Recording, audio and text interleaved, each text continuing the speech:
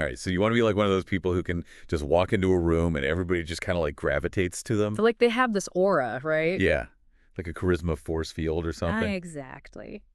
Well, we are diving into how to talk to anyone today, and Good one. I'm excited about this one. Me too. Me too. It's got a lot of So this book breaks down like all these little techniques you can use to kind of like hack your charisma. yeah, and you would think it would be like really complicated, but it's not. It's like these little things you can do and you're like, "Oh, okay, I see how that would totally change the way somebody sees me." So it's not about like being somebody you're not.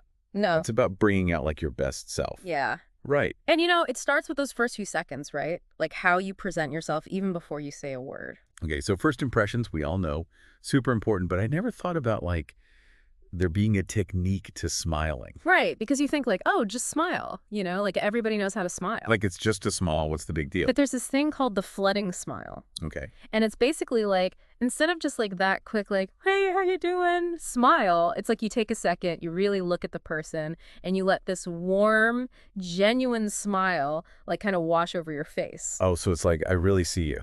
Exactly. Like, I see you, and I am so happy to be meeting you.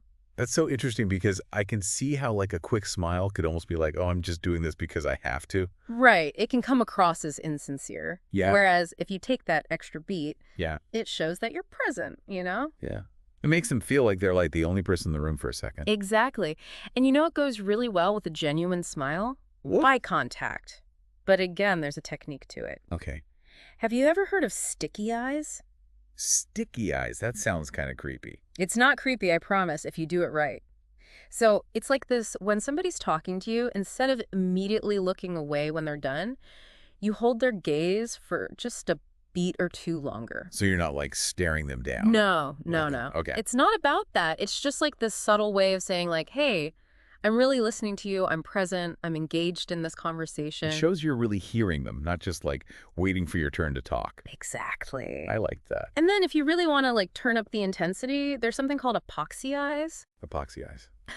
This one you got to be careful with. It's more for like if you're in a situation where you need to project authority or like, Oh. maybe even ignite a little attraction. Ooh, spicy. So think like high stakes negotiations or maybe like a police detective during an interrogation. Right. Like you hold that gaze, but it's with confidence and purpose. Okay, so not for like a casual Friday at the office. Probably not the best choice for that, no. But it's a thing, it exists. This is so interesting. So we've covered smiling, we've covered eye contact, but what about just like our body language in general? Oh, that's huge. And the book has this great technique called hang by your teeth. Hang by your teeth. I'm Oh, sorry, what? It sounds crazy. Just hear me out. Imagine this. You're biting down on an imaginary bit, like the kind a horse would wear. Okay. It pulls your cheeks back just slightly, lifts your posture, shoulders back, torso out, and suddenly you look and feel more confident. It's like a mental cheat code for good posture. Exactly. Okay, I'm in. I like it. Yeah. And it's funny because I'm like sitting up straighter just thinking about it. I know, right? It works. And then there's the big baby pivot. The big baby Pivot. I know. It sounds weird. But think about it. What do you do when you see a baby? You make a funny face. Well, sometimes. But you usually turn your body towards them, right? Your gaze softens, you lean in. It's instinctive. Yeah. And so this technique, it's about subtly doing those same things, but with adults. So you're channeling your inner baby whisperer. Exactly. Because it taps into those subconscious cues of warmth and trustworthiness. That's so cool. Like, oh, this person is approachable. I feel safe with them. It's like a secret weapon. I love it. I... Okay, this is amazing. So we've got the nonverbal stuff down, but how about we actually like talk to someone? That's the thing, right? Like once you get past those first few seconds, then what? Right. Because then you actually have to like talk to them. Exactly. And this is where a lot of people get like in their heads. Totally. Like, oh my God, what am I going to say? What if I sound stupid? What if they think I'm boring? Exactly. But this book, it has a really refreshing perspective on all of that. Okay, tell me everything. So it talks about this thing called prosaic with passion. Prosaic with passion. Okay, that sounds kind of like a contradiction. I know, right? But it basically means, like, instead of overthinking your words, like trying to be super clever or witty all the time, you focus on the energy you bring to the conversation. So like I can ditch the pre-written jokes and just be myself. Exactly. Like even a simple, "How are you?" if it's delivered with genuine interest and a warm smile, can be way more effective than the most clever pickup line. It goes back to what we were saying about the flooding smile, right? Like, it's about authenticity. Exactly. People can spot a fake a mile away. Okay, that makes me feel so much better because I am so not a comedian. But sometimes, even if I'm feeling good, like, I just go blank. What about those times when you need a little nudge? Oh, the book has you covered there, too. Ever heard of the always wear a what's-it strategy? Oh, what's it? Okay, now I'm really lost. Is this like a thing? It is a thing. Okay, so the idea is that you wear or carry something unique, something that sparks curiosity and gives people an easy way to start a conversation with you. So like a conversation piece. Exactly. Okay, I can see that. Yeah. Like instead of feeling like I have to come up with something brilliant to say, Yeah. they can just be like, oh my gosh, I love your necklace. Where did you get it? Exactly. It takes the pressure off of you. And it makes you seem more approachable, right? Like you're open to talking to people. Exactly.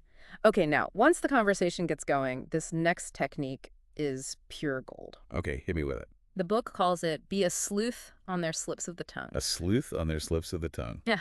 I feel like I need to write this down. This is like next level stuff. It's all about being observant. So people, they often reveal little hints about their passions and interests without even realizing it, right? Okay. Like maybe they mention a recent trick they took or a book they're reading. Right. The sleuth technique is about picking up on those clues and using them to steer the conversation in a direction that genuinely interests them. So instead of just being like, oh yeah, that's cool, and then changing the subject, I can be like, oh wow, tell me more about your trip. What was your favorite part? Exactly. It's like being a conversational detective. Yes. Okay, I'm into it. It's not about forcing my own agenda, but uncovering what they are truly passionate about. Exactly. And when you tap into someone's passions, like they light up, the conversation just flows. That's so true. I feel like I've been in conversations where like I could tell the other person wasn't really interested in what I was saying, and it was so awkward. Well, word. But when both people are genuinely engaged, it's like magic. It is. Speaking of flow, there's this one word that the book talks about that I love. It's so simple, but so powerful. Yeah. Are you ready for it? Okay, I'm ready. Encore. Encore, like at a concert. Yes. Okay, so let's say someone's telling you about this interesting experience they had. Okay. Instead of just being like, oh, that's cool, you say something like, tell me more about that. Or, wow, I bet that was incredible. What was it like? So instead of letting the story just end, you're encouraging them to expand on it. Exactly. I love that. Never the naked city. Okay, I gotta know. Is this a secret code word or something? Not quite.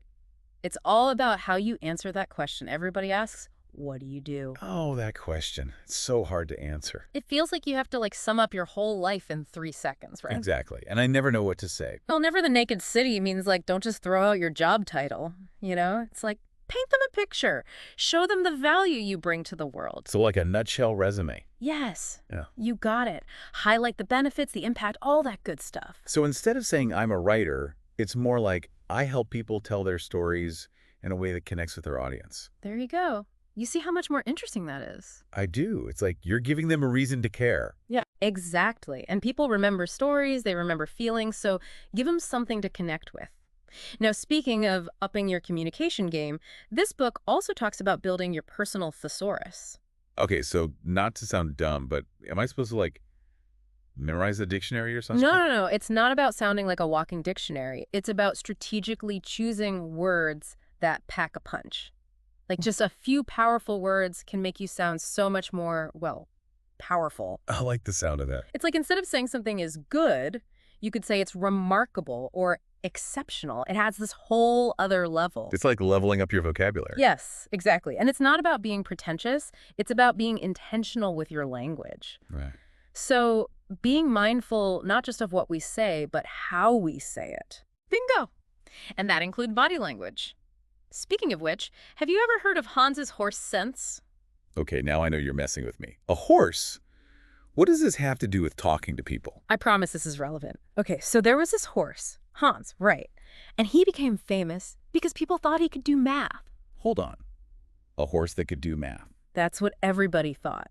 But it turns out Hans wasn't actually doing math. He was reading people, their facial expressions, their body language. He was picking up on all the subtle cues. So he was like a mind-reading horse. Pretty much. And that's what Hans's horse sense is all about, becoming aware of those nonverbal signals that people are giving off. So it's about paying attention to the things that people don't say. You got it. Yeah. Their posture, their tone of voice, those things speak volumes. This is blowing my mind. I've learned so much today. Me too. This book is like a goldmine of communication tips. Well, listeners, if you want to become a master communicator, you need to check out How to Talk to Anyone. It's full of practical advice that you can start using today. Until next time, happy communicating, everyone.